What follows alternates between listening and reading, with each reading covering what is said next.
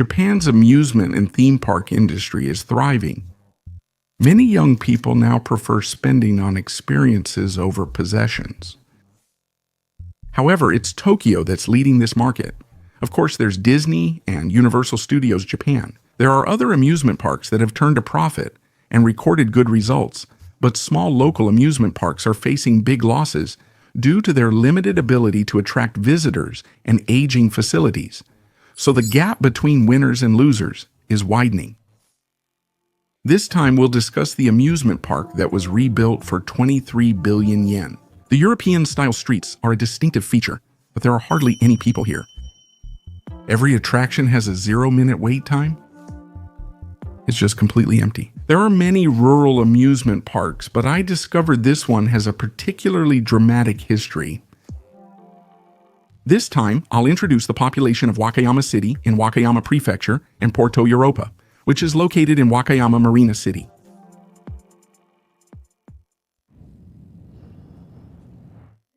I've arrived at Wakayama Marina City. It's known as a resort island that's easily accessible from Osaka. On holidays, it's bustling with many people. This time I'll introduce Porto Europa, located in the lower left of Wakayama Marina City. Colorful buildings and the bubble era vibe really lift your spirits. And that's no surprise. This island was reclaimed in the bubble era to become a resort. The video mainly covers Porto Europa at Marina City and discusses the entire area. Let's park now and check out Porto Europa.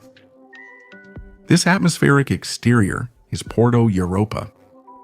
The townscape is based on an 18th century Mediterranean port. That's right, it opened in 1994, and the construction cost was 23 billion yen.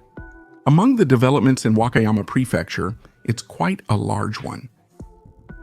This is the ticket counter, but I heard it's hardly used anymore. Admission has been free since 2016. Now tickets are only required for attractions, so there's no need to keep such a large ticket counter now. Beside Porto Europa is a facility called Kuroshio Market. This place is very popular. You can enjoy grilled seafood barbecue here. You can eat sushi and seafood rice bowls, buy souvenirs, and it's crowded on weekends and holidays. Most people probably come to Marina City for this, right? Let's look around outside before entering the park. Well, the exterior is beautiful and wonderful, but none of the shops that probably used to operate outside are open. No one is here, and it feels lonely. It seems that this arcade will also be closed indefinitely starting from November 2025. The playground equipment is repeatedly used as a rain shelter but still works. I wonder if it'll be usable when they reopen. Well then, let's go inside the park. Entering the park, and you can see it right in front of you. That's the Christmas tree. Normally the park closes in the evening, but in winter it's open at night for the illuminations. There's a fee for the nighttime opening. No one is here now, but the nighttime illuminations are very popular. Couples and families add liveliness. Whole Europe is split by a river into a standard amusement park and a Mediterranean-themed street area. The side I'm walking on now is stylish no matter where you go, and I look good in every scene. I'm truly grateful for that. There are attractions here too, but they're fewer on this side. Porto Europa. The current main attraction is this Kowloon slide. I tried to film someone riding it, but it's completely empty. I waited for about 10 minutes, but no one came down.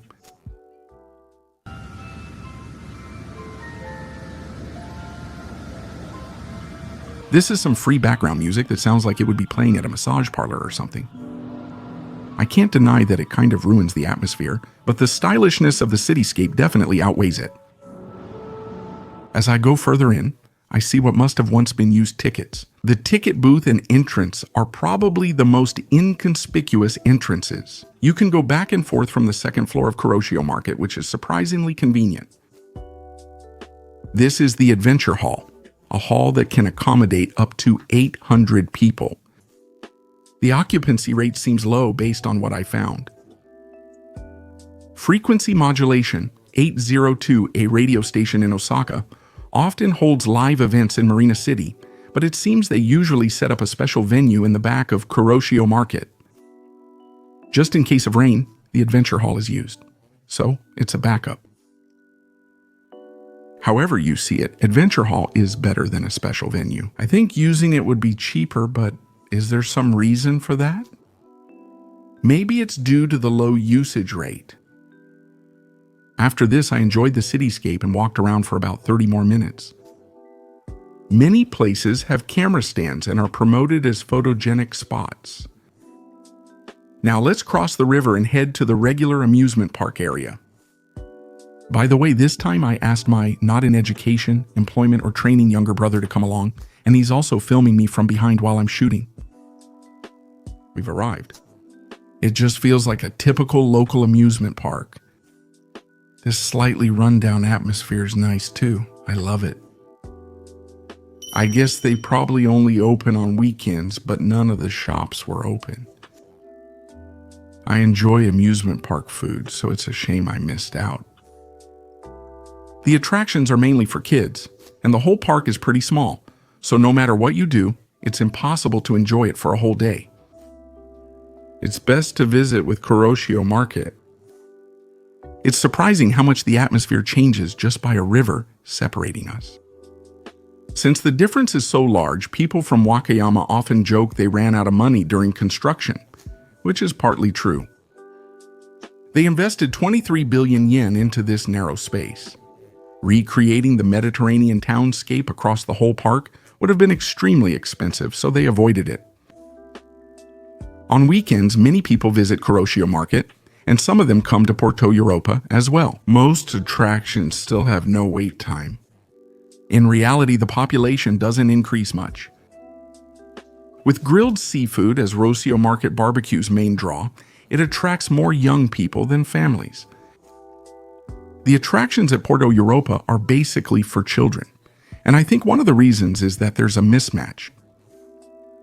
Only the salary slide appears to have a wait time, but since there are too few boats, the turnover is really bad, so I can't imagine Porto Europa is actually making a profit.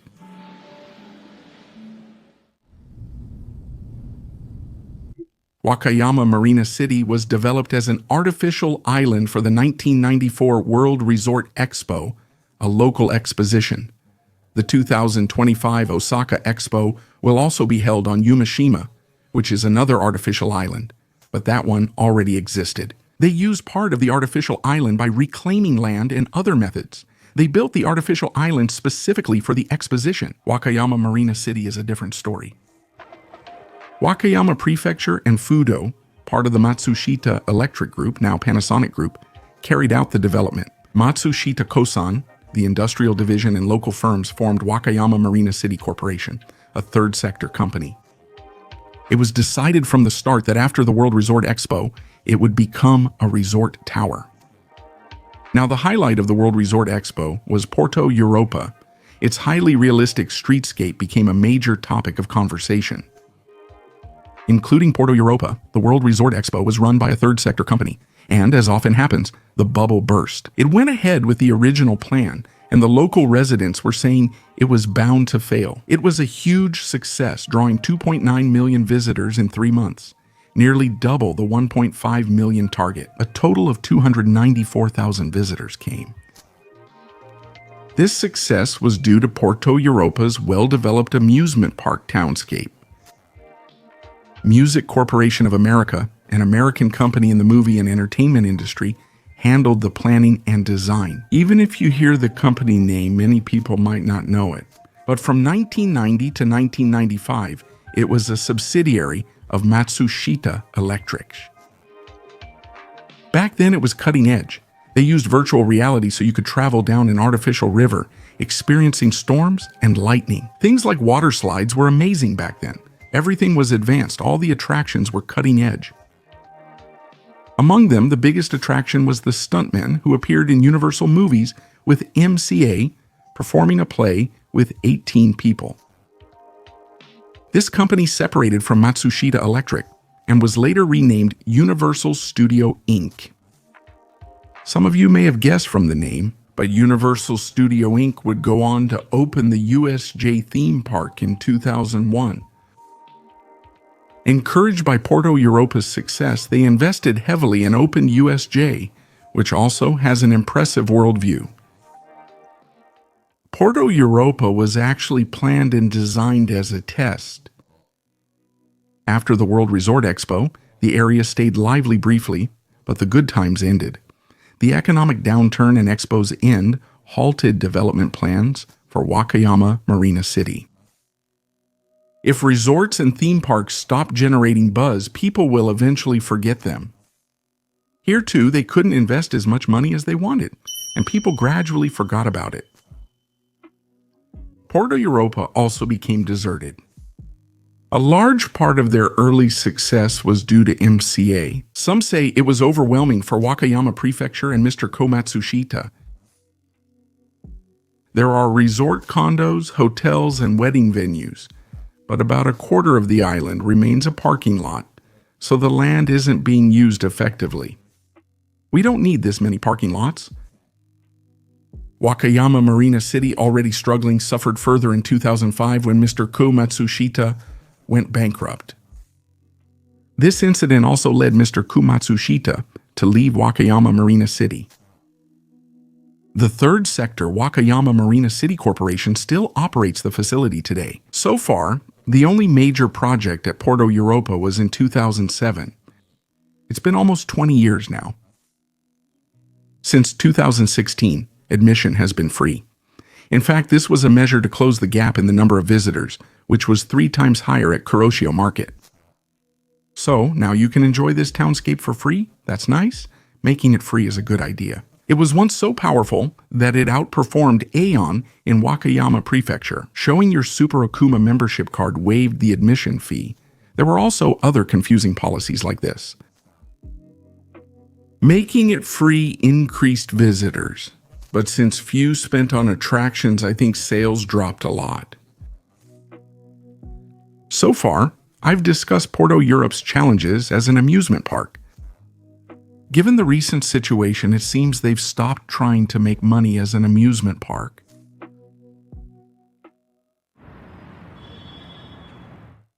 Porto Europa is now free to enter due to Kuroshio, leading to a different visitor count compared to the market in Marina City. The goal was to encourage people to move throughout the area to create synergy. Also, the attractions that were cutting edge when the park first opened have lost their appeal as times have changed, and most of them have been removed. Even the Ferris wheel, which was a symbol of this amusement park, was removed in 2021, and there have been almost no new attractions added. They have kept investment in the amusement park to a minimum. They use the townscape to create a picturesque atmosphere. They promote it as a spot for sightseeing and cosplay photography, and focus on weekend events. So it's more like a plaza or park than an amusement park. They've decided to largely stop trying to attract visitors or make money from amusement facilities on weekdays. Although it's a business, this approach is similar to the philosophy of Tsuyoshi Morioka's company, Katana. Come to think of it, Katana also manages something like this. I talked about the immersive theme park in Odaiba, Tokyo. It looks like it will be closing in February 2026. Especially Porto Europa, it didn't actually receive consulting from Katana. Back to the topic, I thought it was a good idea. We absolutely can't beat USJ in terms of financial power, and since the access isn't great either, we can't expect to attract many visitors on weekdays. Porto Europa's unique, beautiful townscape is its biggest draw, unlike other amusement parks. Still, there are no people here, and a nice townscape alone won't bring in money. That's the challenge. Running even a small local amusement park reportedly costs at least 500 million yen a year. It requires a lot of money. Because the financial statements aren't public, I can't be certain, but Porto Europa rarely makes a profit. The Kuroshio Market and Super Sento are thriving.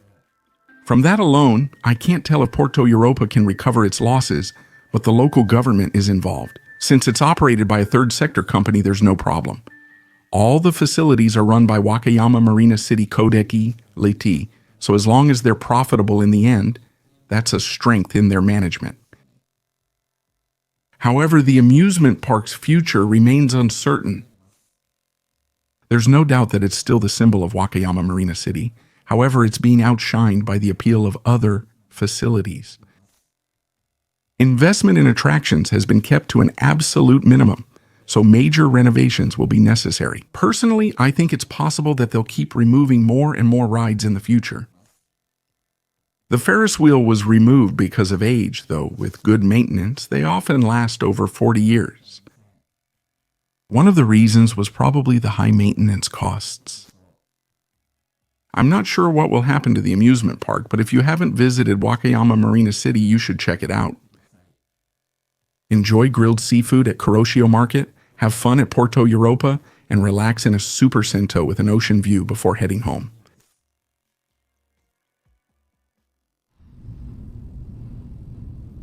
Let me change the topic a bit, but finally, let's broaden our perspective and look at Wakayama Marina City as a whole.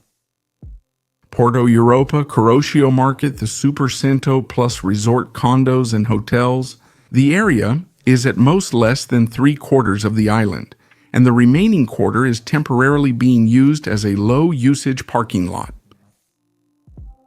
After Matsushita Kosan withdrew, large-scale investments became impossible. However, in 2017, there was an effort to bring an integrated resort to Wakayama Marina City. If this plan had succeeded, Wakayama Marina City was to be completely filled, but the plan was scrapped after most of the assembly opposed it. I won't discuss my stance on the integrated resort construction, but Wakayama, given Marina City's current state, it's clear why people want to rely on something. They said they might reconsider after observing the integrated resort opening in Osaka, which is scheduled for 2030, so they'll decide, based on how that turns out, if it were decided to build an integrated resort in Wakayama. I think it would open around 2040. It may lose momentum. Is there really room to build an integrated resort in Wakayama Prefecture? In 2040, I'm curious about the future of Wakayama Marina City. I just hope the vacant lots get filled, even if it's not an integrated resort. That's it for this video. I'll see you again in the next one.